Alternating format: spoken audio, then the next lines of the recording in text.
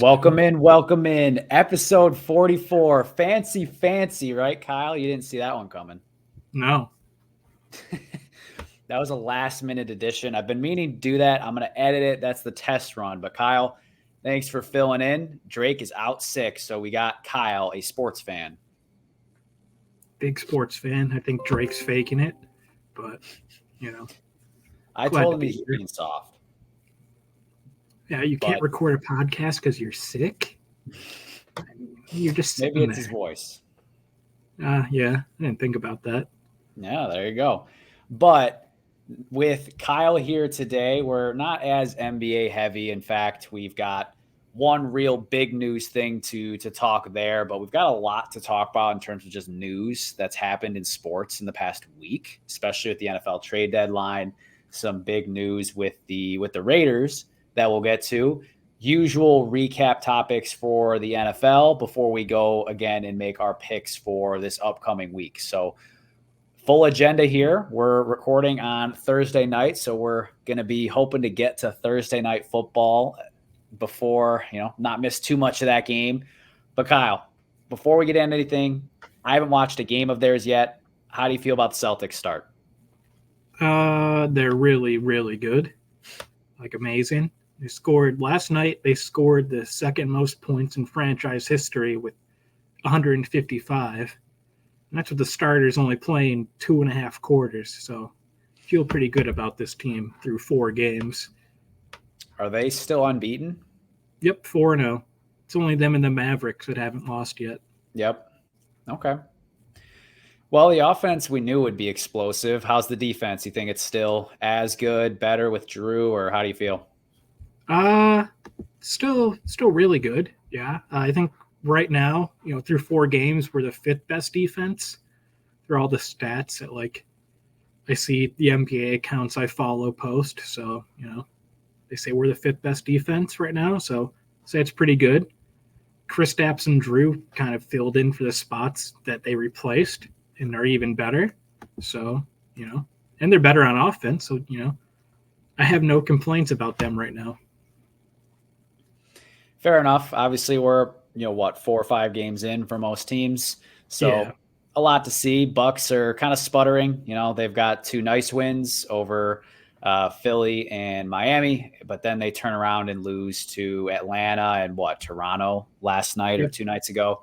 So we'll see. We'll actually know some things over the next couple of months, but one thing we do know is that Harden is finally out. He's gone. Philly, no more. He got his wish. He's going to LA. By now, it's been news for a few days, so we know the total package. He has not suited up quite yet. PJ Tucker did, though, I believe, against the Lakers. Yep, played a little bit. I did not watch the game. I was keeping up via the box score over the course, and I kind of stopped paying attention at some point. I did not realize the Lakers came back to win. Yeah, it was a really good game. I was in and out watching it. It was kind of in the background for me. I was doing some work, Sure. I'd look up, and then I watched most of the 4th quarter and overtime. It was a really competitive game. You could tell the Sixers are missing some of that. I'm not the Sixers, the Clippers. Yep. The Clippers are missing some of that depth that they traded away. Yeah. Yeah, they definitely gave up some useful pieces. All their wing depth, pretty much. Yeah, and that's scary when your primary wings are two of the top 5 most injury-prone players in the league at this point, it feels like. They changed the whole rules around those 2 never playing. So, yeah, it's not the best move when to trade all the backups that you have for them. Yeah. Not to mention 3 first-round picks, right? And a swap. I think there's 1 straight-up first-round pick, a pick swap, and then a first that will most likely become a second, though. Got it. Okay. Well, all in all, I was a little surprised to see this move happen so quickly. Obviously, we had the news of, Harden showing up ready to go to Milwaukee and Philly saying, hope you packed light because you ain't flying back with us. Yeah. Instead, he flew out to LA. So I was a little surprised that the move happened now. I mean, I believed it would happen eventually, but how do you feel about the Philly side of it? You know, they obviously deal away a star, but they seemed like they got a pretty nice package. Uh, I don't love it for them, and like since they're trying to win now, Yeah. because they got two old guys in Batum and Marcus Morris. They got one nice young player, Kenyon Martin Jr. And I forgot who the other guy they got was, but I don't love too, it. right? Oh yeah, Rocco, yeah, Covington. He's good. I like him, but yeah, I don't know. I think they're thinking like Embiid might maybe not will not be there much longer, and then they're trying to build around Maxi. Maybe I'm not sure. The trade was confusing from like what they got back, unless teams just thought that low of Harden around the league, which maybe they did. I think so. I don't think any team was really pounding on the door. So I don't know how much better they could have done. I agree, though. This doesn't really help them a ton right now. A take I did hear was that this puts them in a good spot the next time that a Drew Holiday type of player is available, that they'll have assets to flip right back for someone that can help them now. So Yeah, maybe I saw this their age well. look. I saw they're looking at maybe if the Bulls fall apart, getting either DeMar or Zach LaVine later this season, using those, some of those guys they got in the picks they got. Yeah. But yeah, confusing trade. Like you said, happening this early. The Sixers probably just wanted them out of the building. Yeah. It must have been a lot worse behind the scenes than, we knew about. It's like fans. I mean, I believe it. Like, we know how he is when he gets to the end of the road with somewhere and he wants to go, he's going to go. He's not going to wait around and be the good, be the good, quiet teammate. Yeah, and his value is tanked every trade he's done, Yeah. So, like, his team, I don't know. If this doesn't work out with the Clippers, is he going to do this again next year? So, I think he's a free agent after this year. Is he going to do this with whatever team he's on next? There's only so far you can go before no team wants you at all. Yeah. Yeah, this is really a make or break year for him and the Clippers for, quite honestly, and even the Sixers, you could say too. But specifically on the Clippers side, now they were already star-studded, but now they add yet another one to their, they think they've got the gauntlet of Infinity Stones, but I think those Infinity Stones might be a little bit dusty and a little cracked. They got the 2017 Infinity Stones. Exactly. 6 years ago, this team would have won like 80 games. Right. Just a ton of talent and players that could maybe complement each other well, because Harden's a good facilitator, a good playmaker. The Clippers are off to a nice start record-wise. Like, obviously, they dropped it to the Lakers, but I have not. Lakers are a good team. Lakers are a good team, even though they seem to be off to a mediocre start too. But, you lose to the Nuggets, you've only played 5 games, and then, that kind of makes you look pretty mediocre. Not everyone can be the Celtics. No, not everyone can. Not everyone can be the the October champs. But that's going to mean something sometime soon in Adam Silver's NBA, man. We're going to get a trophy for that. That's a good point. They might name it. I don't even know. Name it the Jason Brown. Or Jason. Excuse. I combined the two. I guess you could combine the two, but I meant Jason Tatum. But for the Clippers side, you kind of alluded to it. I think I see where your thoughts are going anyway. But what do you think about them? We mentioned giving away their depth and landing Harden. How do you see this working out? I think ultimately they're going to be around probably a 4 or 5 seed, just because how old their guys are and how many games they all miss. Besides Russ, he still seems like a pretty sturdy guy, but he's not the best player anymore. But I think they're probably going to be a tough out in the first or second round, but I don't see them going much farther than that. I mean, that's fair. That's Clippers. That's what they're known for, right? Is first and second round playoffs, no further. The one year they made it farther was when Kawhi tore his ACL a few years ago, which sucks. Big Kawhi guy. Oh, me too. Definitely one of my favorite players of all time, really. But in LA, it just hasn't worked out. Even last year, they looked really solid to start the series against Phoenix before Kawhi goes down. Yeah, And Paul George didn't play at all. None. And I don't know. I would love to believe that they can turn the corner, that they can get over the hump, but it's one of those things where, like, unless I see it happen, I'm not going to believe it's ever going to happen. It had to have happened in one of the first 2 years that team was assembled.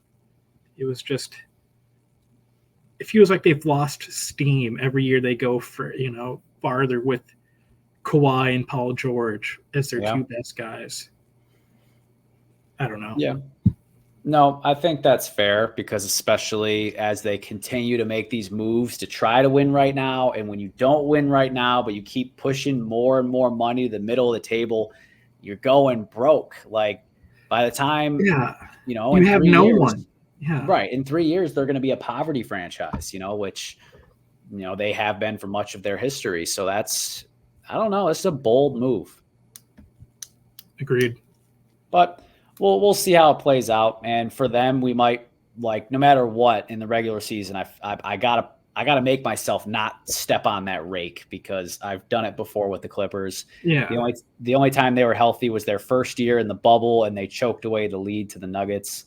So it's crazy because I like all four of those stars throughout their career, except the last few years I haven't been the biggest Harden fan. Yeah. But I've always liked watching those four guys play, but now they're all together at this point. It's like, meh, it's like, yeah.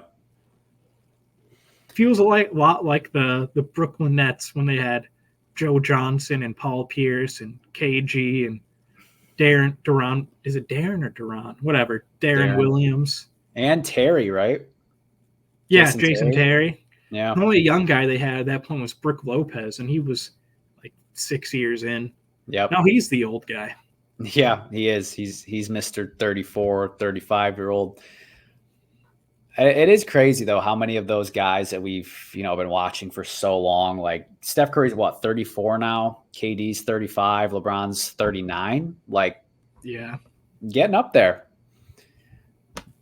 But I'm excited. Even Giannis is like a decade in now.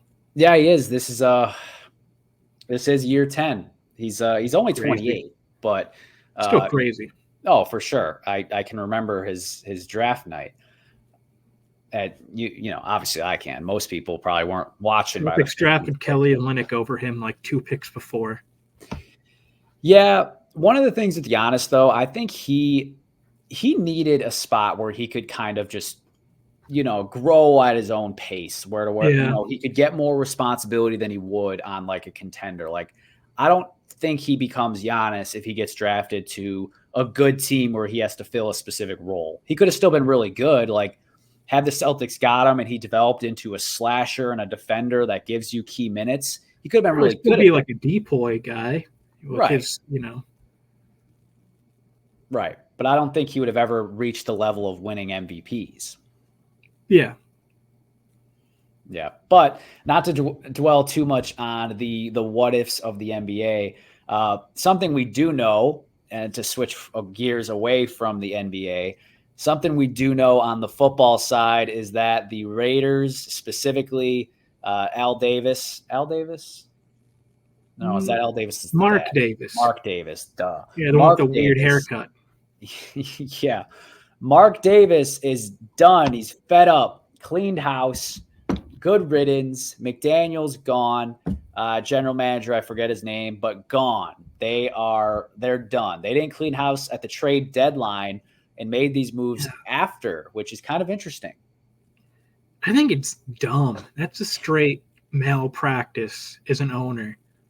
You could have got picks for Adams and Jacobs and even the Renfro. People wanted him. Yep. I don't know. If you want to be a really hard reset, Max Crosby, he would have probably gone for a first and another high pick from a contender, I think he was just so dumb to wait till literally hours after the trade deadline to be like, I don't like this team. Let's reset. I just don't get it. So I wonder if that was part of his thinking. Maybe he was like, after the trade deadline and they didn't get rid of any of their assets, he's like, all right, these guys have no clue what they're doing. They're gone. I want them out yesterday. Like maybe and he's in the owner's box. He's thinking, he's like, all right, let's see what kind of moves we make. Like, I don't think this team's ready to compete. Let's see if we can get some assets. And then they don't do a lick. They just stand pat with their subpar roster and subpar overall construction of a team. Yeah. And he's like, all right, this ain't cutting it. The Patriot way is not carrying over here at all. Time to go. It's never worked anywhere besides New England. And even then, the more time that goes on, it's just the Tom Brady way. I feel like at this point, it's not even the Patriot way; it's the Brady way. Yes and no. So one part of it is that with the Patriots' early rings, Tom Brady was just a game manager, really. So like they were obviously a very defensive oriented team. But I do think there is value or there is merit to the fact that Tom Brady and his level of greatness and him taking pay cuts, that's what allowed it all to work. Like if your leader is doing that, by all means. And if your leader is great, then yeah, that's going to work better than if your leader is Peyton Manning, Aaron Rodgers, Drew Brees, who's taken the max salary and you've got less money to work with. It's hard to tell, hard to tell your number one corner, like, hey, take less money when you're letting your QB set the market every 4 years. So there's some truth to that, but neither would have their career without the other, in my opinion. Guess we'll never know. Yeah, we'll never know. And, it's probably a good thing that we'll never know because we got to see, one of the most memorable dynasties in recent sports, really, which I'm not always a huge fan of, but obviously those are, great things to remember and talk about. But McDaniels, absolute failure now. Everywhere outside of New England where, in New England, he had that insulated structure to where it was pretty hard for him to fail. But obviously he failed in Denver pretty hard. Then he balks at the job in Indy. People forget about that. He accepted it, walked it back, and then Frank Reich took the job. And now he goes to Vegas where he has even more control, it seems like, and does just as bad, if not worse. And it's not just the results, it's the decisions he made. Last year, a little bit later in the year than this, when they benched Derek Carr, man, I remember going in on that about how that was just the worst, most asinine move that anyone could make. And right now, I think it looks like that one thing you could argue is costing Josh McDaniels his job because the defense is okay. The defense is okay. It's not good, but it's better than it's been in the past 10 years. It's the offense that is garbage. Yeah. I mean, Josh McDaniels is an odd guy because, like, he's got the best out of Mac Jones in his career so far, too. Like, that's why he got the head coaching job, because he was a good offensive coordinator for a few years there, with the Patriots. Like I think he was the OC the Cam Newton year, and like their offense still wasn't terrible that year. Yeah. And then Mac Jones, like I said, Pro Bowl his rookie year, best year he's had as a pro so far. It's just weird. It's like, does he not focus as much on the offense when he's like in charge of everything, Yeah. It's probably not, because like a head coach has so much to worry about. Mm-hmm. Like, I feel like it's not a bad thing to say, but sometimes you just cap out as a coordinator. Like Vic Fangio is the same way. Like, great, one of the best defensive coordinators in recent, years, but like can't be a head coach. Really good DC. Like some guys just can't lead a whole team. They just take half the team, just focus on that and game plan for a whole week instead of doing all this other stuff. And that's absolutely correct. And I think part of it is like the defense, the coordinators, not just defense, offensive coordinators, defensive coordinators that fail as head coaches.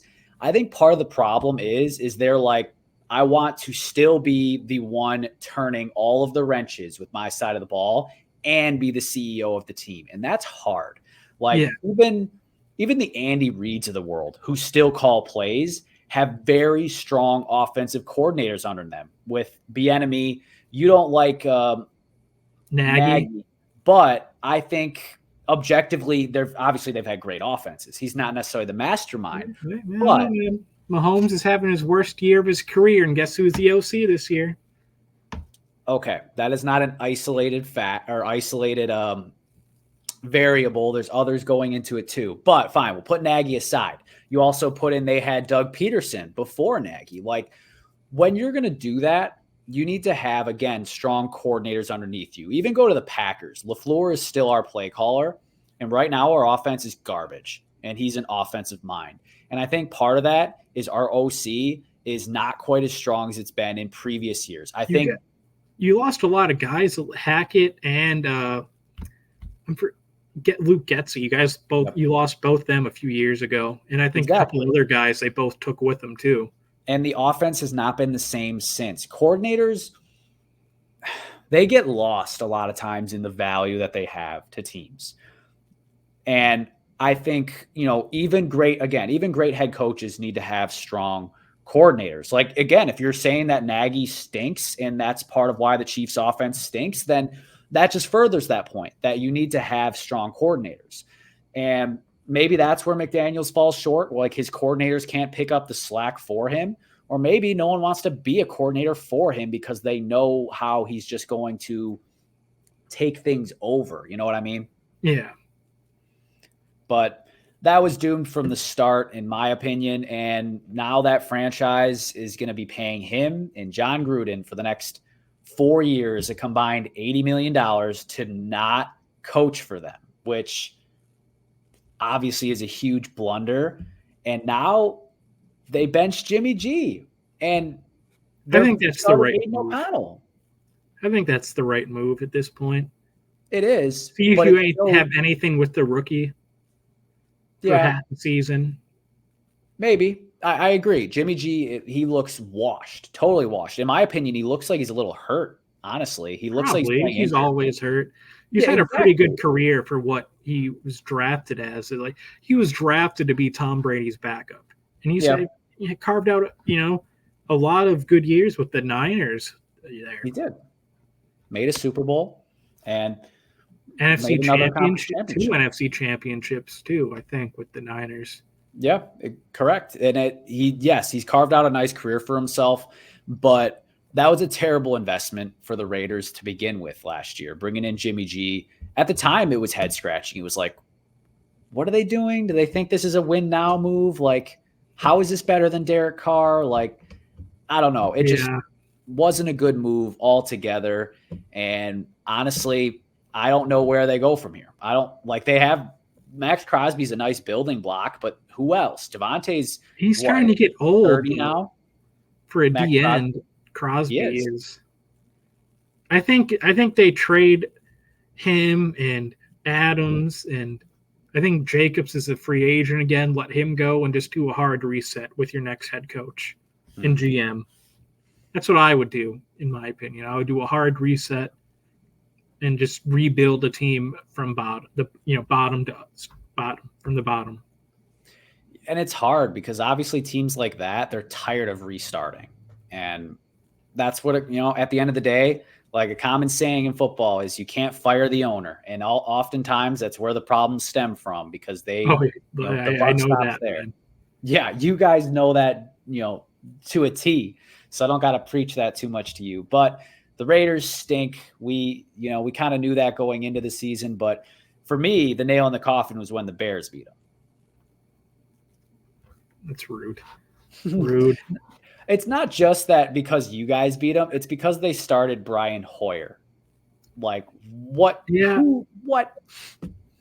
Yeah, then they brought O'Connell in for like the last drive of the game, and he threw a pick then. It's like, that can't help your rookie's confidence at all, No. Terrible. Just like the team's already down like 4 touchdowns, and you bring him in with 5 minutes left, and he throws a pick to one of the better corners in the league. Yep. You can't be coming off the field be like, oh, gee, thanks for putting me in, coach. You know, Thanks for giving me some tick. it's the same It's thing like, the Cardinals do with Josh Rosen years ago. Remember his first action in a game was, I forgot who was start. I think it was Sam. Did Sam Bradford play for the Cardinals? I think. I don't remember. It was some journeyman quarterback that was starting for the Cardinals. It was the second game of the year. The Bears were up a bunch. That's when they had the best defense in the league. And they bring Josh Rosen in to be like, try to lead a comeback. And he throws 2 picks in 3 possessions. And he would have thrown a third, but Eddie Jackson stepped out of bounds while catching it. So it's like, you can't do that to a rookie quarterback and expect them to succeed. Like, either leave the starter in who sucks and let him finish the game and bring the guy in the next week. You know, that's what you should do in that situation. especially if you're setting them up for failure, like if there's nothing good they can get, like, if you're going to give them a whole half, the game's somewhat meaningful. Sure. Why not?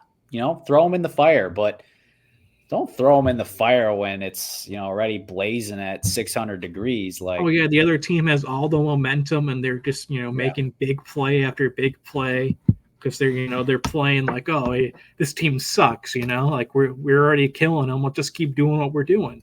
Yep. Speaking of sucks, another benching, Desmond Ridder benched. Who could have seen that coming? That would be I. I've been calling it for weeks. He should have been benched weeks ago. Agreed. Not good. Well, because he kind of had this trend where last year what he did was, he was the check down king. Like he would finish games going like 15 for 18 for 109 yards, no touchdowns, no picks.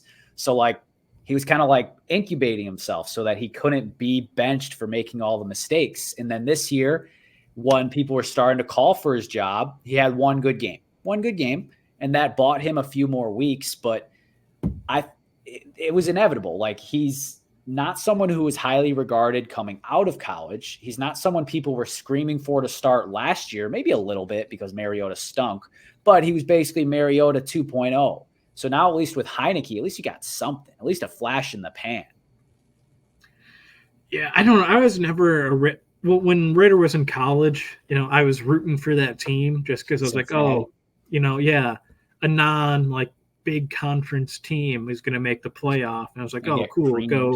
go Desmond, go. But ever since then, he always should have just been a backup quarterback. Yeah. Arthur Smith, I don't like Arthur Smith. I think he kind of set him up to fail. He doesn't scheme up plays for his best players.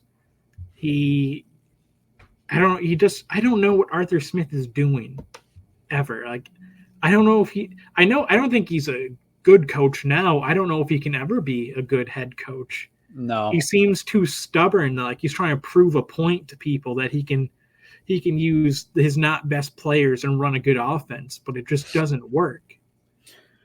Oh my God. I don't know if it was last week or 2 weeks ago, but they had a play where they rolled out with one of their skill players who then they had Kyle Pitts blocking, and he threw it in the end zone to their third string receiver. It was just kind of funny. Someone broke it down. They're like, so you've got your backup running back with the highest drafted tight end in history blocking for him, and you're throwing to your third string tight end in double coverage. What kind of play call is that?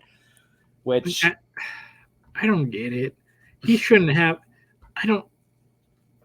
Arthur Smith, I don't know. He's just not good. Like, he seems like I said, he's just too stubborn to be like use his good players that his GM has drafted for him over the years. They've gone big into offense these past 3 drafts, and he's like, I'll throw it to Jonnu Smith and give Tyler Algier the ball. Fuck you, Like, I just don't get it. No, I don't. And it's extremely frustrating, obviously, for fantasy owners. But even just watching football, it's like, man, it's not like Kyle Pitts is never open. And it's not like, Bijan can't make people miss. Like, he's a special back. I truly believe that. But Arthur Smith just seems to want to mute people. Like, he wants Like he's saving him for next year or something when Arthur Smith's going to be out of a job. Like if anything, he should be pressing the play my guys all the time, feed them a little too much button to save his job because the NFC South is very winnable. The thing is, they're probably going to win it, and he's probably not going to get fired. Yeah. And then he's going to be like, I told you so. And it's like, you won like 8 games. You had a losing record, but this division just sucks. Yep. But you'll get to host the Cowboys or the whoever. Yeah. And they'll lose by like 50, and you'll be like, I told you guys my team worked. Like, no, it didn't work. No.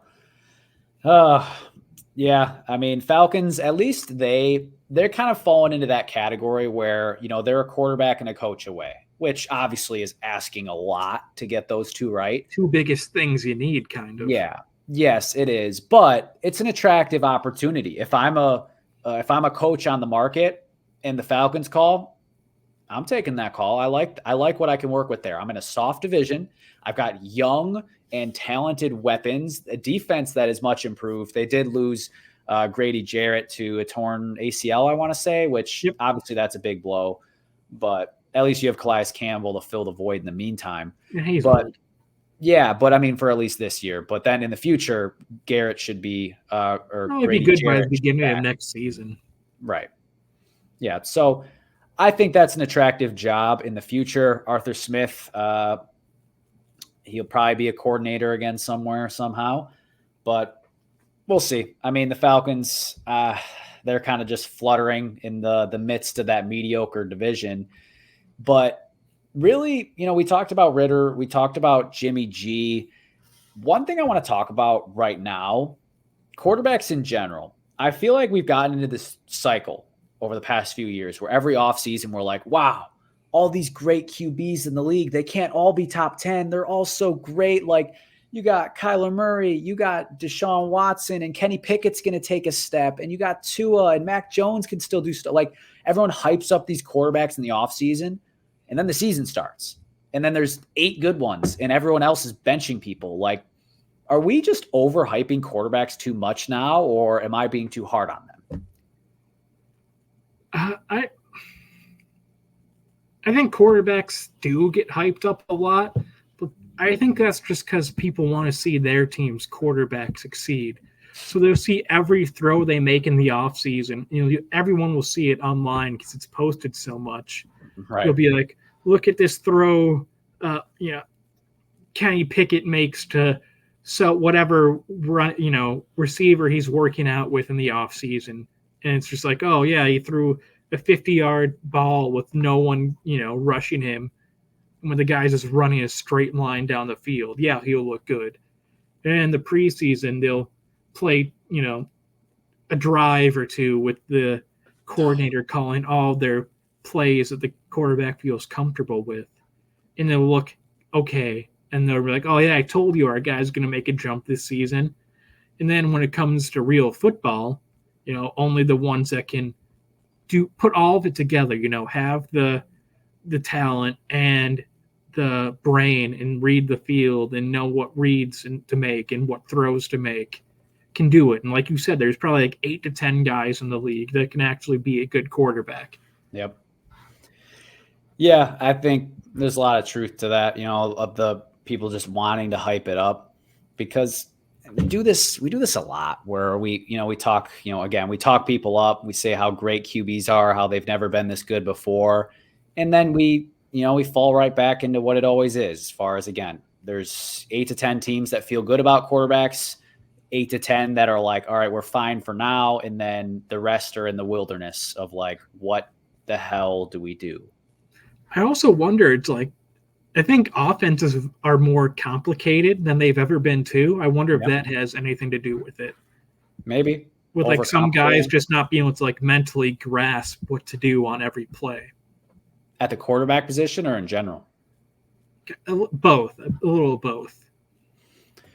Maybe. I do think there is a little level of too much galaxy brain in the NFL. Like the Bears, when you guys like to have Cole Kmet go under center for like QB, for like tight end sneaks on. It is when he line up there. He motions into it and then barely gets under the center. And we have Justin Fields and our tiny running back pushing him. Oh, what are we doing? You know, like Right.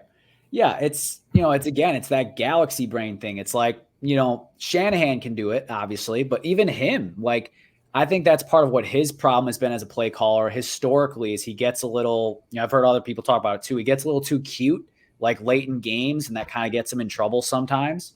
Like you see all the success though of a Kyle Shanahan and a Mike McDaniel, and people think that they could do that, but you also got to realize those guys got all-star squads. Like, you can't just do that with anybody. So that's a good point as far as the complexity of offenses.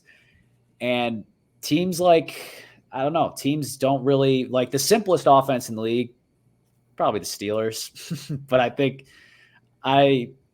that's by choice. Like I just think Matt Canada runs a very vanilla playbook. yeah, he's not very good at his job.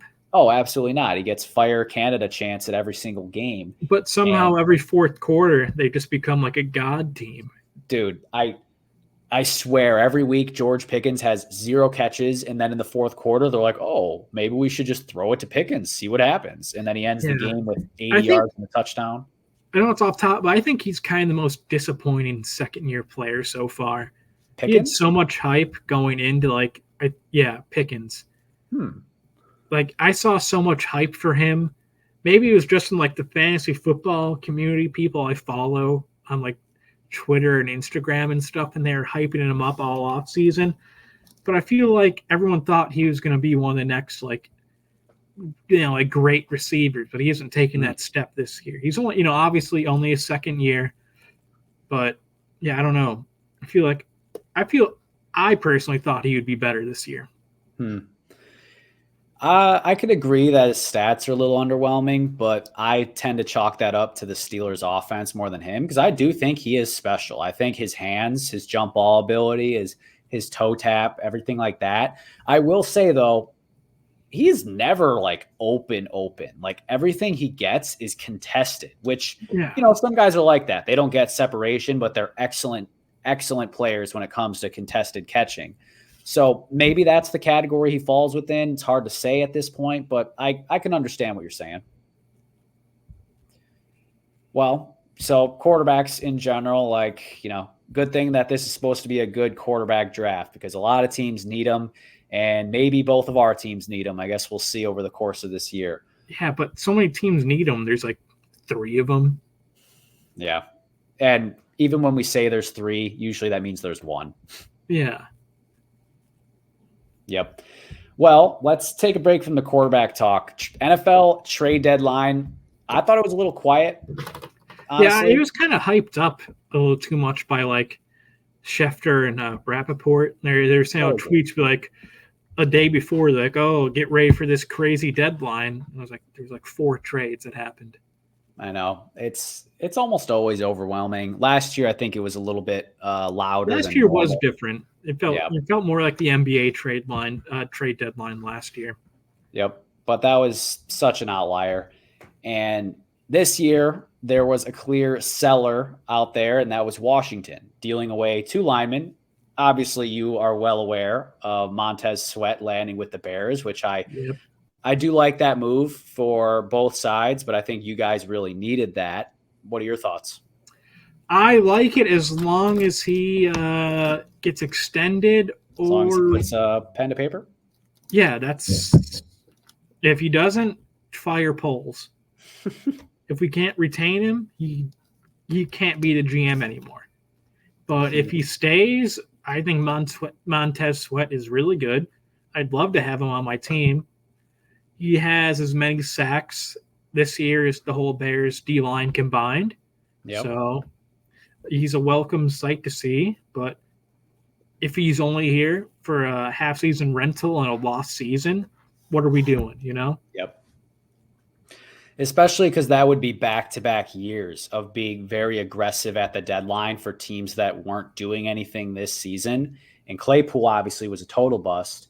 So, if that happened this year, that his seat gets even warmer. The thing is, I understand his logic both times, though, Last year, he was like, let's get someone we think if he develops, if he continues to, if we can get him to buy in and do all this, he can be a wide receiver one in the league. And Claypool he just wanted nothing. He didn't do anything to try to do that at all. No. But No. Montez Sweat, I don't know. I don't know much about him. It seems like he's a pretty hard worker from what I've read about him. He buys into the team all the time. He's a team guy. And if worse goes to worse, I guess we could just franchise tag him. But that we also might run the risk of losing Jalen Johnson too. So we have two big defensive guys coming up this offseason, and I don't know if we can keep both. Honestly, if I had to choose, I'd pick Sweat because it's harder to get like a upper tier pass rusher than like a second tier corner, which I think Johnson is. I don't think he's elite. I think he's like in the second tier of guys. That's fair. Yeah, kind of like do you think he's like a similar level of Fuller, who you guys had a few years ago? Yeah. Like in a good year, a best year, he can make an all-pro or two, some Pro Bowls, but he's not a perennial guy. Yeah. That's fair. And again, overall, I think it's a good move for you guys. I think you'll figure it out and get them locked in long term. Obviously, you guys got plenty of money to throw around if needed. And on the Washington side, like, they made that move to get some, to get picks or to get a pick from you guys. And they also went ahead and flipped Chase Young to the Niners. And that was the one that surprised me. Not that he moved. I did expect him to move. But the Niners. Both of them? Oh, to the Niners? Yeah. I was more surprised they got rid of both of them. Because their D-line has been like the strength of their team for years. And I guess hasn't really done anything. Exactly. So, I don't know. I think Chase Young's kind of overhyped. He hasn't really done much since he tore his ACL. Like, I still like him as a player, and he could probably do more across from Bosa and Randy Gregory and having, Javon Hargrave. Javon Hargrave. Yeah, all those guys. I was getting Kinlaw and Hargrave mixed up in my mind. One big player. Yeah. Yeah, he could probably do more. Maybe not, because like their D-line in Washington was stacked. Dude, that D-line, they're all set up to eat. Like, it's just, you have to. If you can't eat, then you don't belong in the league anymore if you're there. Like, come on. But I agree, Chase Young's overhyped. Like, what was he, the number 2 pick? And the year the Burrow draft. Got it. And that was like, everyone thought that's what would happen and what should happen. And then he had a solid rookie year. Pretty sure he was defensive rookie of the year with like 8-9 sacks, something like that. And he tears his ACL, misses a season and a half, and really hasn't been an impact player since. Yeah, he's played, I think, 22 games since his rookie year. Brutal. Just brutal. Hopefully he can get it together. Like, even if he doesn't stay with the Niners long term, if he can have a good second half of this year. He's a free agent. Some team could just, sign him. Yeah, because otherwise it's seeming like he's going to have like he's going to have kind of like a Clowney career track. As far as never really living up. Clowney's fine, but. That's what I'm saying. Like, doesn't live up to the hype.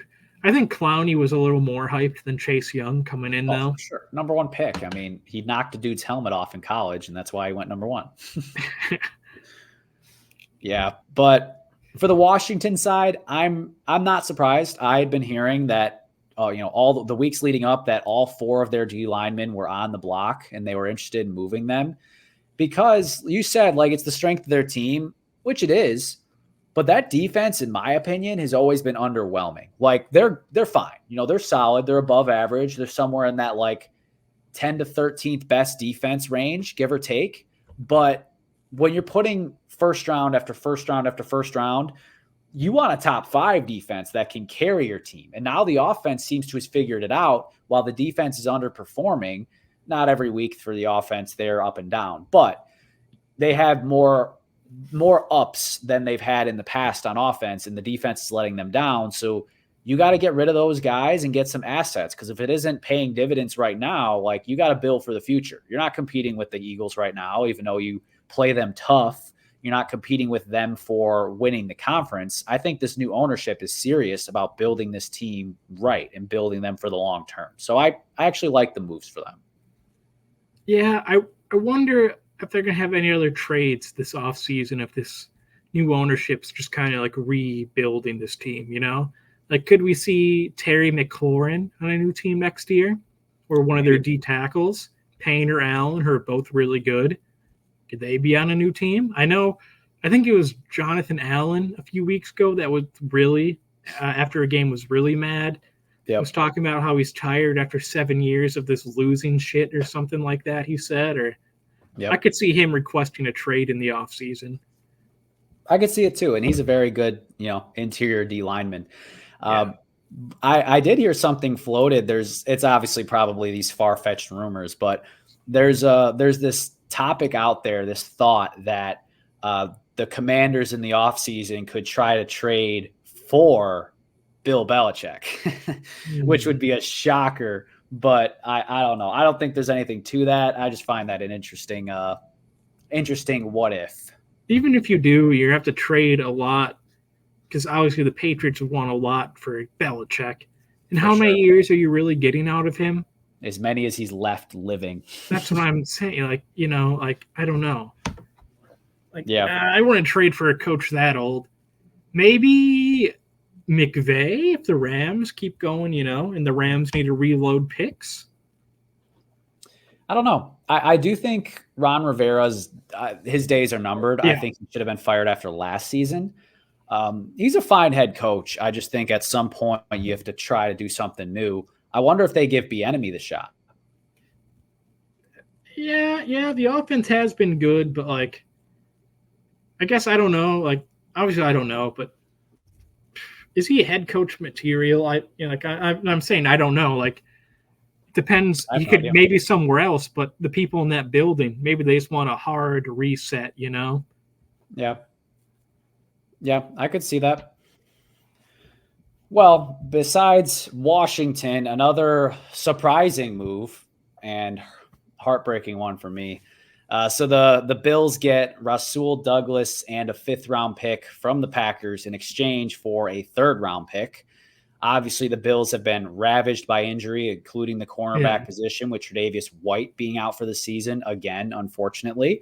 So they needed the help. They get a very underrated and solid corner, and the Packers kind of punt on this season to some degree. I think they should. Yeah, I mean, the more I think about it, the more I look into it, the less, the more okay I am with it. It hurts to give up a leader, to give up someone you're, a fan of. But I'm excited to see what he does on the Bills. I think he can be a useful player for them. Yeah, they went to the Bills. They went to him after they struck out on trading for Jalen Johnson. That's where I saw. Been too high. Yeah. Poles was looking for either a late 1st or an early 2nd for Jalen Johnson. And obviously, no team was gonna give that up for him. No. But yeah, I don't know. Douglas is good. I don't know. Trey White's been hurt a lot. Maybe they are around the same skill level at this point. But yeah, I think the Packers' logic is maybe, like I said with the Raiders earlier, give the young guys a shot to see if you have anything. I feel like that's what a lot of teams are going to be doing this second half of the season, benching veteran guys we've been watching for a while to see, they're getting older, to see if they have anything with their young draft picks. Yeah, and another thing, numbers-wise, I didn't know this at the time, but after the trade, I saw that when targeted this year, Rasul's given up a passer rating of 109, and he's become a little bit of a boom or bust player to where he either makes big plays like get picks or pass breakups, or he lets up big plays, which for the Packers and having the 23rd ranked offense or something like that, you can't really give that up. You got to be a bend, don't break team. And Rasul wasn't really conducive to that. But I think for the Bills, he can get away with that because of how elite that front is. He can be someone who ends up getting multiple big picks in big games for them. So at the end of the day, I think it's the right move for each team, though it does hurt in the meantime for the Packers. It's a good return on investment for the Packers because then they originally signed him on their practice squad. Yeah. Years ago, then he got that pick against the Cardinals when they were undefeated 2 seasons ago. Yep. Oh, that was a great game. And he proceeded to get a couple of pick sixes that year and so at least we get something back. The Lions got Donovan Peoples-Jones. I don't recall what the compensation was, but they did it. Late round pick, I think. Yeah. I thought they'd be buyers, but I don't think that's something a little more. Yeah. I know him and Jameson Williams kind of do like the same exact thing. Right. So are they out on Williams? I don't know. Like, I don't know. This trade, yeah, he's a good receiver, but like at the end of the day, he doesn't move me too much. Back in Michigan, though, good for him. That's where he went to college. That's always good when you get a little bit of a homecoming there. But yeah, maybe they are a little upset, or not maybe so upset, underwhelmed with Jameson Williams, and they're like, all right, we need a real deep threat. Maybe. Because I've lost patience with him. I dropped him in the one fantasy league where I had him because he just refuses to get catches. He's never started a season with the team. That sucks, though, Both years he comes in weeks late because last year of injury and this year of suspension. Yep. Yeah, but this trade, it's just really unfortunate. I don't know. This is just a trade to me. I had no real thoughts about it. I was like, oh, cool,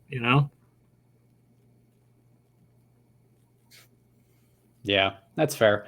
What about Dobbs getting over to Minnesota for a late round pick? Same thoughts. I was like, oh, good for Dobbs. He's going to get a chance to start again, because it seems like Kyler's coming back. So good for Josh Dobbs. I think seems like a good guy. Gets his chance finally to start a season in the league after being in and out as a backup for the last 4-5 years, I think. Yep. Yeah, I agree. I think originally, after when it was all fresh with the Kirk Cousins Achilles, tear, which obviously sucks for Kirk, sucks for football fans, fantasy football players, and the Vikings, obviously. But my first thought was, hey, maybe they call the Cardinals, but I said about Kyler Murray because I think I was still thinking that the Cardinals were looking to tank for Caleb, which they still may very well be. They have the first pick right now. Right, exactly. And then what? Panthers 2, you guys 3? Well, technically you 2 and 3. Us 2 and 3, yeah. Bears 2 and 3. Right. So, yeah, I guess, they did call the Cardinals. They just asked about Dobbs, who, yeah, I agree with you. Good for him. I don't know if this will be the answer to keep the Vikings in the playoff hunt, but at least they'll be a watchable team, once Dobbs can start. So we're winners as football fans for that one. Yeah. I believe that's it. I don't think I missed any of the noteworthy ones. Yeah, the ones that happened on the deadline, at least. I think a few other earlier, but yeah. Yeah, obviously the Bayard trade and whatnot, which is, a good move. But let's take a break from trades. Week 8 was another great week of football, as it always is, right at the midway point, especially before the trade deadline. I think oftentimes those make for good games. But let's quickly do our medalists here as we go through week 8 and eventually lead into week 9. Kyle, start us off. My bronze is Rashid Shaheed. He had 3 catches for 153 yards and 1 touchdown. I just love when looking at that stat line is just funny to me. 3 catches, 153 yards. That's just cool. So good for him. He wears a odd number for a receiver too. I think he's number 22 or something like that. Mm-hmm. Yeah. That's a good one. Every time I see him, I'm like, what's that DB doing out there on offense? Or that running back. I got the Mark Ingram. No, Mark Ingram was 21 or was he 22? He was 22. No, yeah, he's got the Mark Ingram number. Yeah, didn't even think about it like that. Well, I did go the running back route with my bronze medal, and I went with Jahmyr Gibbs. I thought he had an excellent game, and he's starting to tick in the right direction now as they give him some actual workload, and he just looked like a beast. Yeah, I think him and Montgomery are a good duo together for this year, but maybe would they move on from Montgomery after this year and let Gibbs just be the lead guy? I don't know. But yeah, Maybe. Gibbs looked pretty good. Or they could just keep both of them and be like, we have two good running backs. That's true. That's more and more of the style. So I think that would be smart as long as you continue to give, Gibbs his due touches while he's in his running back prime. Yeah. So edging him out at silver, man, this dude killed me in one fantasy league. CeeDee Lamb went absolutely bananas. Too. Yeah, I mean, what else is there to say? He was a monster this week. I had him in a fantasy league, and he got like 45 points, I think. Yep, brutal. Pretty good. Yeah, it depends on which end of the sword you're at there. Well, Kyle, who's your gold medalist? Will Levis, 4 touchdowns in his debut. Pretty good for a rookie quarterback that a lot of people throughout the draft process just kind of shit on for some reason. I always thought he was good, but a lot of people throughout the whole thing were like, oh, you think Will Levis is good? And blah, blah, blah. He throws 4 touchdowns his first game. It's the mayonnaise in coffee. Honestly, yeah. I think that's what it is. Incredible debut for sure. A little bit of deja vu. If you remember Mariota's debut, he went bananas with no. So that was a pretty long time ago at this point. Yeah, about 8 years ago already. But Mariota had like a perfect passer rating, 4 touchdown game in his first game starting for the Titans. I want to say it was against the Buccaneers too with Jameis. I think it was yeah. They played against each other week 1. Yep. Yeah, so it reminded me of that a little bit. That's a good pick for the gold. I still need to see more to be ready to say what he is as a quarterback. So that's a good pick though, because I was not expecting that at all.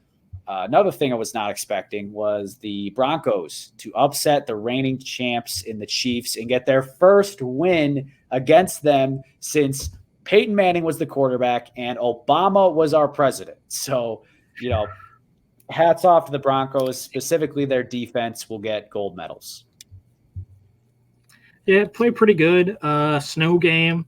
Mahomes was supposedly sick, but supposedly. Yeah. Just Simmons had a good game, really good game. The whole team had a pretty good game. Can't fault them for anything. Seems like they're, I don't know, they still only have 3 wins, but it seems like Sean Payton's starting to turn the team around a bit. Maybe with some more youth, they could actually do something. I agree with that. I think they're starting to build a culture. Their last 3 games, they played the Chiefs tough, and then they beat the Packers, and then they beat the Chiefs. That's a pretty good 3-game stretch. And before that, they beat the Bears too. Was that directly before that, or was that? I just know they beat the Bears, I think week 5 or something. Got it. Yeah. Okay. So kind of still in that general run. So basically, post that Dolphins beatdown, they have been a passable team. They did lose to the Jets in that stretch, but the Jets are very much decent. Yeah, Breece Hall went out that game. He did, and Breece Hall's a beast. But moving on here, so we're basically at the halfway point. So not quite. Obviously, it's an odd number of weeks, so you can never truly be. But we're 8 weeks in, and honestly, the league it's hard to pick a favorite. I think there's a lot of teams that are really good when you think of the Chiefs, the Dolphins, the Ravens, even if you want to throw the Bengals into that conversation, the Jags, and then in the NFC, you've got the Eagles, the Niners, the Cowboys, the Lions, the Seahawks. They've all had really high moments, but they all at least have a couple of blemishes on their record. So I do think there's a lot of parity in the league, but now that you have a half-season sample size, who are you doubling down on? Either teams you thought or players you thought were going to be great and you're putting even more on the table for them, or just people that maybe you weren't in on before, but now you're ready to go all in with? Who would you have there? I'm still doubling down on the Dolphins. They since the first time I've come on the show after week 1, I picked them to be in the Super Bowl. And as the Niners have been struggling, I think they are my Super Bowl pick now halfway through. They just look like the best team in the league. No one can stop their offense. And I'm still big on the Dolphins. That's a good choice. Yes, you've been a very vocal champion and cheerleader, if you will, for the Dolphins and Tua. And I can't blame you. You didn't balk when they lost to the Bills. You didn't balk when they lost to the Eagles. I am curious to see how things go in Germany against Kansas City this week. I think that'll be a really big. I think they'll win that game. Whoa, maybe. Tough game to pick, honestly. I went back and forth. We'll get to that in a little bit. We still don't have Achane back yet. So. I know. I forgot about Achane. He's gonna come back with a vengeance. But the first team that I am doubling down on is my Super Bowl pick, and that is the Baltimore Ravens. I still want to see more consistency out of them, but especially the flash that they had against the Lions was very, very promising as far as what the offense can do when they get it figured out. And I think their defense is elite, or at least borderline elite. So I'm still feeling really good about them, and I'm doubling my bet. I want to see more from their defense. I feel like their offense has been carrying them. Really? Yeah, I don't know. I feel like they don't have the pass rush they need to be like win late in the playoffs, especially against these AFC teams, that are quarterback heavy. I feel like they should have made a big move at the trade deadline for someone to get after the quarterback. I feel like they should have gone after like a Montez Sweat type guy. Maybe. And that's a good point with the pass rush, because they haven't necessarily played any elite quarterbacks to this point. Like, who they played? They played Goff. Well, they played Burrow, but obviously Burrow wasn't Burrow quite yet. So yeah, that was early season Burrow. That doesn't count anymore. He's the new early season Patriots and Brady, where they just kind of suck early in the season. Yep. Yeah. I'm crowning them right now. Huh? I'm crowning them as the new early season Patriots. Because if I do it again this year, you got to give them credit. Yeah. I think that's fair. Yeah, I mean, they've already kind of done it to some degree, especially we'll talk about their tilt this week. But another team that I'm doubling down on, as far as at least what I thought they would be, is the Jags. I went into the season having them as my 1 seed, I believe, in the AFC. I don't know if they'll do that, but they're 5-2. 6-2. Like, they're taking care of business. They've got a pretty soft schedule from here, so I still feel really good about that. And Etienne is really skyrocketed. Yeah. Yeah, they're good. They're good. Going to win their division, I think, pretty easily. Yeah. Like at the beginning of the season, it looked like, all these rookie quarterbacks and like the Texans and Colts are winning early on, but now, Richardson's hurt and the Texans are looking more, they still look solid, but they're looking more of like just a young team. So I think the Jaguars will win that division pretty comfortably and probably resting guys the last 2 weeks of the year. I could see that. And that's all I'm saying, is that they would be, regular season monsters. Who do you got next for doubling down? I only had the Dolphins, but I only had the Dolphins. I wasn't doubling down on anyone else. I had no other. Quadrupling down, all in Dolphins, sir. Yeah. I'm out on a few teams, though. Huh? I'm out on a few teams, though. Okay. Well, last team that I'm doubling down on briefly here is the Seahawks. I've always been not always, but I've been a big proponent of the Seahawks over the offseason and this season. I don't think they're true contenders necessarily, but I'm more so just doubling down on the fact that they're a strong playoff team. They are currently leading the way in the NFC West. I don't expect that to carry through, but Good. It's a little bit of a surprise. Good. You never know. Their defense is looking much better than I thought it was going to be this year. Witherspoon, D-Roy. Yep. That was my preseason pick. Spoon. Oh, yeah. Illinois let me debut. Shout out Illinois. Yeah, for sure. Like going into the draft, he was my number one prospect. And I got a new title for the Seahawks defense that I'm ready to debut. We've heard of the Legion of Doom. We've heard of the Legion of Boom. Get ready for the Legion of Spoon. Witherspoon, baby. Book it now. Ooh. Come on. All right. So yeah, a little cheesy there, but I love Witherspoon. And they got Leonard Williams. We didn't talk about that trade. Leonard Williams. Oh, that's the one. Yeah. Great move. Yeah, I've always really liked him. I remember the year he was getting drafted. I would watch his highlights on the way to early morning track meets on my phone. I would just be sitting there like half asleep, just watching Leonard Williams USC highlights. USC, yeah, Trojan. Yeah, I remember him. I remember that draft. I remember all the hype going into that. I remember him being labeled as like a can't miss prospect. And he hasn't been like a monster, but he's still been quite good. Very solid player, yeah. Right. Agreed. And that's always good to add to a team, especially one that's in the thick of in their eyes, contention. And maybe they are. Just lost one of their D tackles, Al Woods, tore his Achilles, I think. So or ACL or Achilles. I can't remember, but they lost one of their D tackles. So good to replace that. Yeah. Always. Yeah, that's a perfect replacement, actually. Well, what do you know? But you mentioned you got multiple teams that you're out on. Let's hear a few. I'm out on the Browns. Their defense is elite. They have no quarterback play. I've seen this so many times with my own team. Elite defense, no quarterback play. Like, they still might make the playoffs, but they're doing nothing there. I'm out on them. Out on Watson. I'm not. That team's just a mess, even though they assembled an elite defense.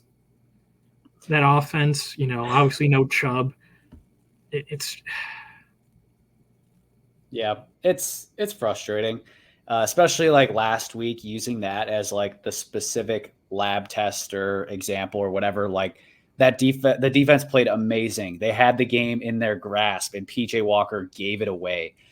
Threw it off Jamal Adams' helmet. Right, like, dude, what are you doing? But I thought about the Browns, but you mentioned like they might still make the playoffs, which I think they still might as well. So I left that. But what you did mention was being out on Deshaun Watson, which I agree with, because if you remember, Kyle, like the first time you came on here, we went back and forth with our hot takes. And one of mine was that the Browns are going to make the playoffs despite Watson being a non-factor for them. I didn't know that meant he just wasn't going to play multiple games during the middle of the year, but I am out on him being the top 10 quarterback that he used to be. Because even when he has played, he had one good game, and yeah, I'm out on that. He just looks broken. Like I don't feel bad for him because all the stuff. Right. He I'm just going to say allegedly, but it's probably more likely he did do it. The stuff he allegedly did. Like I don't feel bad for him, but it just kind of sucked to see like someone when he was at Clemson and before all this stuff happened, I was a big fan of, just look so broken, Right. Yeah. Yeah. It's surprising too. Like I've consistently been someone of like, as soon as Deshaun Watson comes back, he's going to be, back to form, and it hasn't come to fruition. And it's, it's unfortunate from a viewership standpoint, but again, don't really feel too bad. Who else are you out on? I put on my little sheet. I wrote my stuff on here. Niners ?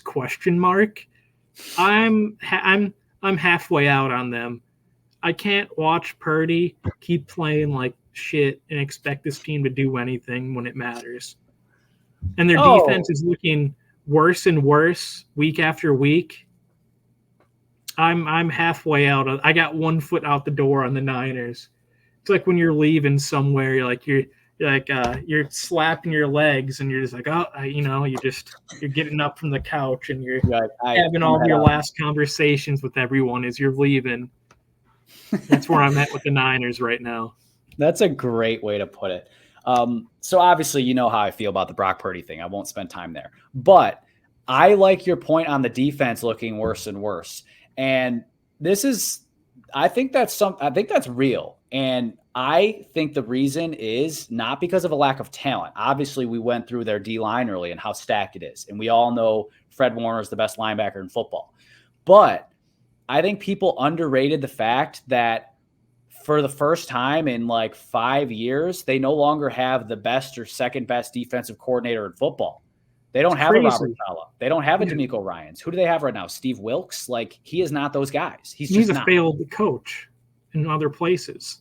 Right. And he did have, a past good tenure as coordinator. Like, that's absolutely factual. But the fact that they are so reliant on zone defense leaves them so vulnerable against certain teams. That is why Joe Burrow carved them up, because he carves up every zone. That's why last year, even when they did have DeMeco Ryans, the Chiefs carved them up because Patrick Mahomes is a killer against zone defense. At some point, you got to man up, and they don't seem to have that in their arsenal. So I am out on them as well in terms of Super Bowl. But with the Niners, you do also, when they get the Avengers back together, like, they might go right back to being a dominant team.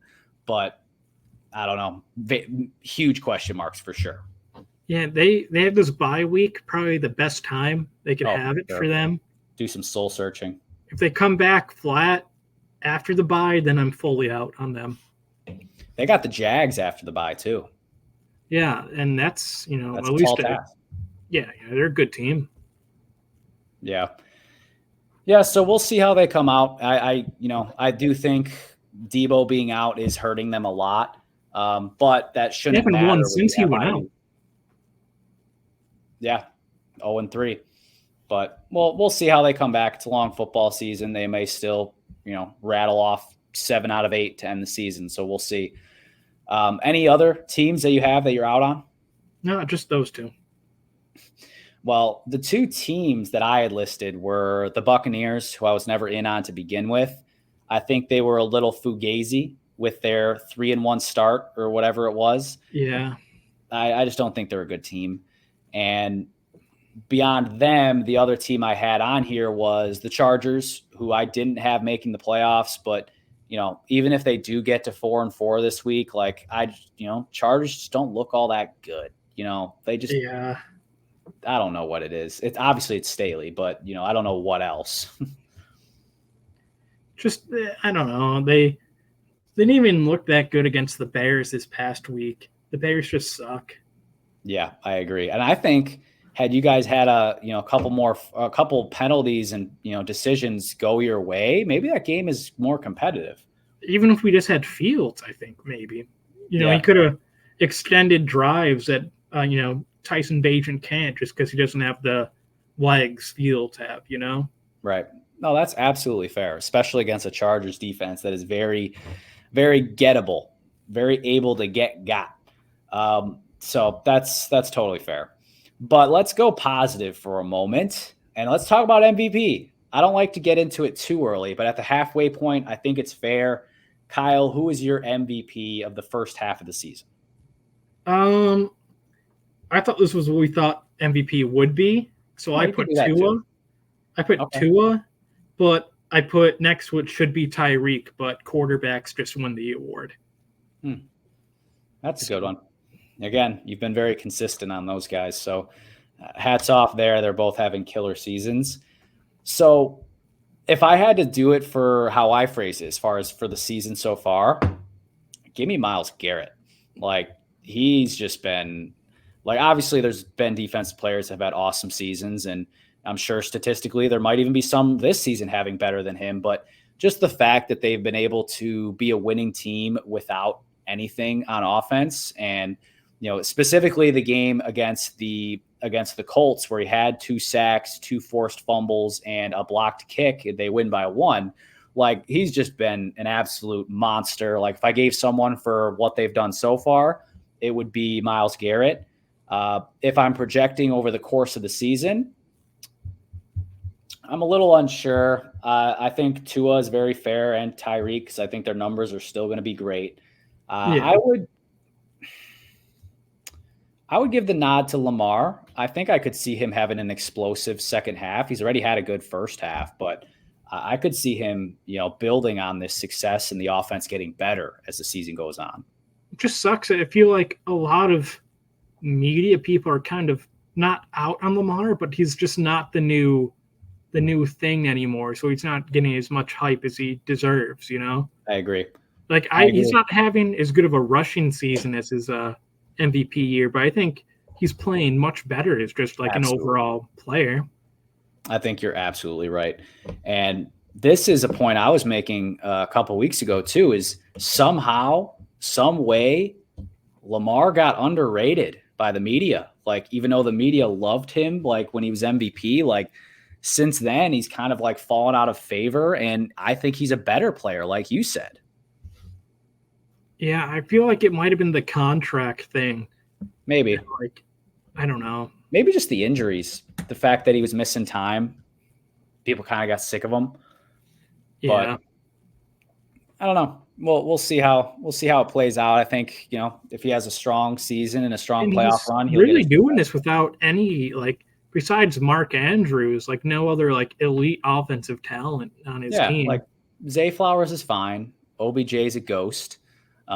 Bateman few times a game he'll make a play, and then the other times he'll drop the ball. Yeah, it's just really him and Andrews, pulling most of the weight, and then they have like 5 running backs. They'll just give the ball to randomly. Yep, always. Like, you'll be watching the game, be like, why does Melvin Gordon have a touchdown? What just happened? Like, what? He's still in the league? Right, I know. Just the way it goes. But I do like the Ravens offense this year. I like what's his name? Todd Monken, the guy from Georgia. I like that hire a lot. I think it's doing quite well, and their ceiling has been substantially raised. They still got a lot of work to reach what they want to get to, but I think they've made some good decisions so far, it looks like. Yeah, I agree. Ravens looking good. Yeah. Well, last thing on the, kind of yearly outlook. Who do you think has the most to prove with the rest of this season? We've talked about most of these guys, so I can just list them off. I don't know. Brandon Staley, Arthur Smith, and then Deshaun Watson. Kind of already talked about all those guys a bit. Fired. Still has a job because he's uncuttable. Yeah. Yeah, I think those are all fair. I went the route of someone who, because like those guys you mentioned are people that I'm out on currently. I went the route of someone who I'm very unsure about and torn on, and this one hit close to home, and it's Jordan Love. Exactly. Like, his first 3 games were quite good. He obviously week 1, he was very good. 3 touchdowns, no picks. Week 2, also 3 touchdowns, no picks, but blew a fourth quarter lead. And then week 3 is an absolute no-show for 3 quarters, but then has, one of the best comebacks in Packers history.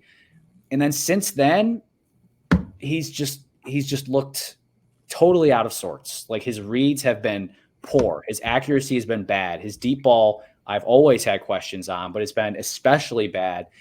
And it leaves me really confused on how to evaluate him, because he's been stinking it up. The offense has been stinking. The play calling has been awful. Like, I want him to be good enough to correct some of that, but also with all of that chaos around him, I don't really know. 3 good games and, maybe 1 mediocre game and the rest bad. Like, I really don't know. I need to see something in the next 10 weeks. Yeah, I just think he's bad. Well, I know that's what you think, and I know you guys were ready to pounce on Jordan Love, but I think objectively the jury's out. Maybe there's eight people on the jury saying he stinks, while 4 are trying to say no. So maybe it's tipping that way, but it ain't dead yet. I haven't given up on you, Jordan Love. The thing is, though, if you guys get a high pick, it's not worth running him out at quarterback again next year. I'm just focused on the Rams, sir. Rams aren't good either. No, they're not, and we might get them without Stafford. But we'll get to that right now as we get to our final topic, which is our picks for Week 9. I have not yet looked at the Steelers' score, but going into the game, I did pick the Steelers to win by 3, and they were favored by 2.5. Just for the record, so I can track it on my picks, and hopefully because I'm right. But let me look up the score. Yeah, I've had it up. I think Tennessee's up right now. No. Yep, 10-7 Tennessee. Classic. I'm not going to pick that one just because I've been watching. So, but the Steelers are driving. They're inside the 10. So this game will at least be knotted up, I believe. But, hey, Najee Harris has a touchdown. What do you know? George Pickens has no catches. What do you know? Okay. But to get to the games that won't be happening, while we're talking here, first on the docket is maybe the best game of the week. It's got to be the best. There's 3 really good games, but yeah, I think it is. So Miami and Kansas City facing off in Germany. Kansas City, very narrow favorites by 1.5. You already tipped your hand that you're going Dolphins, but tell me why. They love the Dolphins in Germany. They love Dolphin Germany. Wow. No, I just think they're better overall, and they're cool. I like the Dolphins. They're cool. I like the Dolphins. I went back and forth. I honestly did. I'm a little concerned about the Chiefs' offense right now, and I'm also a little concerned on how the Dolphins' offense fares against tough physical defenses. I'm going to take the Chiefs. I had it written down. I wasn't sure if I was going to flip-flop, but I got Chiefs 27-24.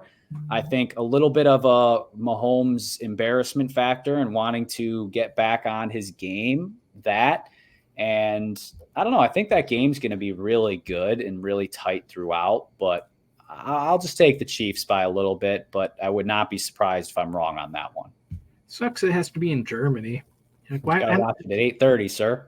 Yeah, man, on a Sunday? Come on. I mean, it's I don't mind it. I kind of like waking up and being able to get right to football. I don't mind. I like when it's like a mediocre game, not like the best Jags of the Falcons. Yeah. Yeah, that's fair. But yeah, this is the game of the week. But hey, incentive to get up and be ready to watch.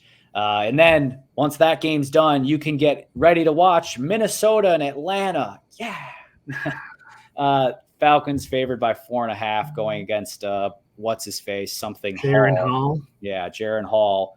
And I mean, this is going to be quite the QB matchup. Kyle, who you got? I think the Falcons are going to win. Heineke's your starter now. He's going to find a way to win. I'm not going to watch probably any of this game except if it comes up on Red Zone. But yeah, that's all I got. I'm not too invested in this game. No, I agree though. Falcons 24-13.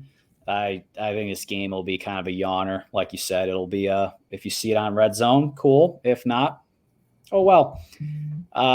Next up, Kyle, I'm sorry to do it to you, but the Bears are going at New Orleans, where New Orleans is favored by 8.5.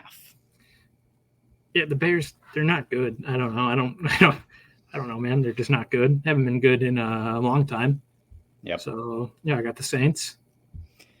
I agree. I got Saints plus the points. They're or Saints giving the points, and they'll cover pretty easily. I think maybe if Fields were back, I could talk myself into this being a close game. He's got like 1 or 2 more weeks out, I think. Well, enough time to secure a high pick, I suppose. Oh, he would have done it with him. Yeah, that's fair. Next up, a game that's, again, Stafford seems very unlikely to play. The Rams are going to Lambeau to take on the Packers. Packers are 3.5-point favorites. Probably would be dogs if Stafford was playing, but it's going to be Brett Rippon. And a lot of bad games this week. They're either great or terrible. There's like no in between. I'm going Rams because fuck the Packers. Aaron Donald's going to get 4 sacks. He very well might. We could send all 5 of our linemen at him, and that could happen. I'm gonna take it. I'm gonna take the Packers in a, if you don't win, what the hell are you doing game? Like, you're going against most likely Brett Rippon, and you got to be able to win that game. I got Packers 24-17, but also something I forgot to say earlier, we lost to both of the teams that have benched their quarterbacks so far. So there is no guarantee that this is a walk in the park. Packers, pick it up. Should be the goodbye LaFleur and Joe Barry game. I don't want to think about it yet. We're focused on the Rams right now. Another not so great game. We got Washington at New England. New England is favored by 3. Fuck, these games suck. I'm going to go New England. Washington's morale might be a little down, trading 2 of their best players, especially on defense, Their offense is pretty good, but it seems like the Patriots have been picking it up these last few weeks. So I'm gonna give those boys the win this week. I went Washington, actually. I got Commanders 23-20. Honestly, this is a game I don't feel super confident on. I think you bring up good points about the morale. I don't know. I struggle to see the Patriots scoring enough points to beat them, but especially with Kendrick Bourne out for the season now. He was their best offensive player. Their life has been rough for the Patriots offense. But hey, feels so bad for those New England fans. Got to feel for them. No. Oh, you do, Mr. Boston fan. Oh, shit, man. This game's going to suck next Thursday. I just saw what the game was. What is it? Panthers-Bears next Thursday night. The battle for how high the Bears' 2 picks will be. Yeah, whichever their first pick is going to be. What a game. Yeah, wow. All right, well, next up, we actually have a good matchup finally. We've got Seattle at Baltimore. Baltimore laying the 5.5 points at home. Yeah, I got Baltimore. I think they're even though I think they have. They don't have the same record I thought they did, but I'm going with the Ravens. They're just the better team. I think the Seahawks are good, but I feel like they just get so lucky sometimes in these games so far this year. And they did last year early in the season, and when the luck didn't go their way, they kind of fell out of it a bit. So I'm going to go Ravens. I'm also going to go Ravens, and your luck point is well taken. I think they were very lucky to escape with a win against Cleveland, but Baltimore won't make those same mistakes. I got the Ravens 30-21. Decent game, though. Next up here, sneaky competitive game. We got Bucks at Texans. Texans 3-point favorites at home. Bucks at Texans. I like the Texans. I'm out on the whole Buccaneers experience. It was fun the first few weeks when I was like, oh, Baker's back. It kind of hasn't been too good since the first few weeks. And I just like CJ Stroud. Go CJ Stroud. I'm right there with you. And I always pick the scores before I look at the spread.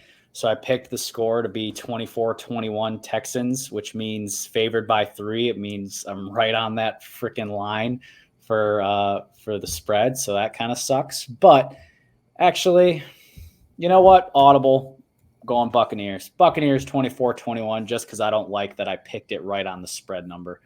But I don't feel great about it. Next up, this is one of the worst games of the week, not the worst, shockingly. Arizona at Cleveland, where Cleveland is 8.5-point favorites. Arizona's likely starting, what's his name? Clayton Tune. Yeah. Yeah, the Browns, I think, are going to run away with this one pretty easily. No need for deeper discussion on this one. Browns 27-10 in a laugher. Especially because there's no Dobbs anymore. Next up, this is the Frank Reich revenge game. Indianapolis travels to see Frank Reich's Carolina Panthers. The Colts are 2.5-point favorites on the road. Yeah, I mean, the Colts are the better team. better coached, in my opinion. Not much else to say about that. Panthers just kind of stink. Yeah, one win, obviously they stink, not just kind of. No, they certainly stink. And originally I was leaning Panthers, to be honest. But the more I think about it, the Panthers' run defense is awful. And Shane Sure, Steichen, everything is awful, man. yes, but especially their run defense. I'm pretty sure it's 32nd. And the Colts' run offense has been really, really good this year. So I'm going Colts 24-20, and might not even be as close as that. But we'll see. I think Thielen might be able to do some damage. All right. Now, what is truly the worst game of the NFL season, maybe, depending on how you felt about the battle in New York last week. We've got the Giants at the Raiders. The Raiders are somehow favored 1.5. Are we going to see Tommy DeVito play? No, I think Danny Dimes is going to be good to go. It doesn't move me either way. At least he throws more than -9 pass yards. Yeah, I'm going Giants because I think they have.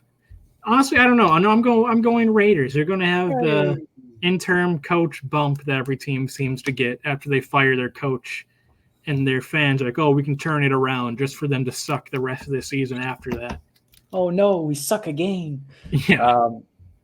I thought about going that route. That I do think there is something real about the interim coach, shot to the arm.